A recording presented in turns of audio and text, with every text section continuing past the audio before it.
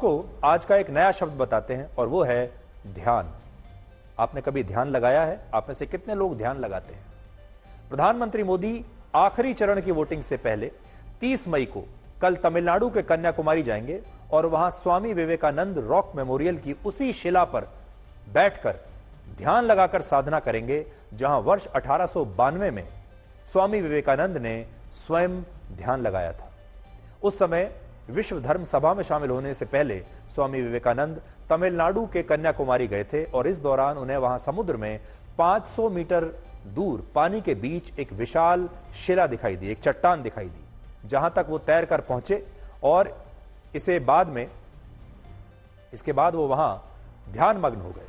और अब उसी शिला पर प्रधानमंत्री मोदी भी जाएंगे और ध्यान लगाएंगे और उनका ये मेडिटेशन 45 घंटे तक चलेगा। आपने ठीक सुना, 45 मिनट नहीं, 45 घंटे तक प्रधानमंत्री मोदी यहां बैठकर मेडिटेशन करेंगे और वो सबसे ज्यादा देर तक ध्यान लगाने का अपना ही रिकॉर्ड इस बार तोड़ देंगे। पिछली बार वर्ष 2019 के लोकसभा चुनाव के बाद भी प्रधानमंत्री मोदी ने केदारनाथ धाम जाकर वहां की रुद्र गुफा में 17 घंटे तक ध्यान लगाया था और अब वो कन्याकुमारी में 45 घंटे तक ध्यान लगाने वाले हैं। इस बार के चुनाव में जितनी मेहनत प्रधानमंत्री मोदी ने की है उतनी मेहनत और किसी नेता ने नहीं की। सबसे ज्यादा रैलियां उन्होंने की हैं, सबसे ज्यादा रोड शो, सबसे ज्यादा इंटरव्यूज, चाहे अखबारों के हों चाहे टीवी के हों, सबसे ज्यादा इंटरव्यूज प्रधानमंत्री मोदी ने इन चुनावों में दिए हैं। और इतनी मेहनत के बाद कोई और नेता अगर होता तो वो कहीं छुट्टियां लेकर वेकेशन पर जाता, घूमने के लिए निकल जाता, अपने आप को रिलैक्स करता।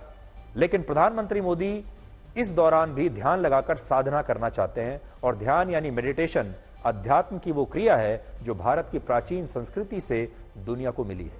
लेकिन प्रधानमंत्री मोदी की जो बातें हैं, ये उनकी जो आदतें हैं, ये उन्हें बाकी नेताओं से अलग बनाती हैं। जैसा कि मैंने आपको कहा, वो पिछली बार भी और इस बार भी चुनाव के बाद शायद वो चिंतन करना चाहते हैं। हर बार उनका ये मन होता होगा कि वो ध्यान लगाएं और देखें कि वो कहां तक पहुंचे हैं और अब आगे उन्हें कहां जाना है। और जैसा मैंने आपको कहा, कोई और नेता होता तो शायद छुट्टियों पर, वेकेशन पर कहीं चला जाता, रिलैक्स करता, पूरी दुनिया से अपने आप को काट लेता और कुछ और करता शायद। लेकिन प्रधानमंत्री मोदी ने यह तय किया कि वो ध्यान लगाएंगे और इस बार उन्होंने ये स्थल चुना है। आपको यह भी पता होना चाहिए कि कन्याकुमारी तमिलनाडु में है, जहां लोकसभा की 39 सीटें हैं और इस बार प्रधानमंत्री मोदी ने तमिलनाडु में खास तौर पर बड़ी मेहनत की है और हर कोई यह जानना चाहता है कि तमिलनाडु के लोग प्रधानमंत्री को अपना थाला मानेंगे या नहीं। कन्याकुमारी को देवी के 51 शक्तिपीठों में से एक माना जाता है। कहा जाता है कि ब्रह्मपुत्र राजा दक्ष प्रजापति ने शिवजी को अपमानित करने के उद्देश्य से शतकुंडी यज्ञ का आयोजन किया था और इसमें देवी सती बिना निमंत्रण के पहुंच गई।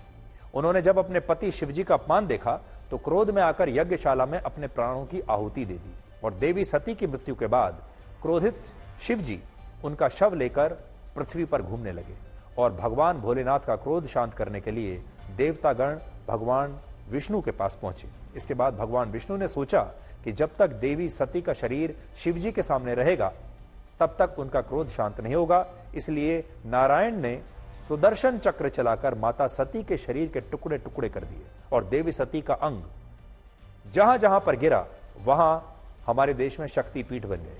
और मान्यता है कि कन्याकुमारी में उनकी रीढ़ और कुंडलिनी गिरी थी और अध्यात्म में कुंडलिनी का खास महत्व होता है जो रीढ़ की हड्डी से होकर ही गुजरती है और यही कारण है ये स्थान अध्यात्म की दृष्टि से बहुत महत्वपूर्ण माना जाता है।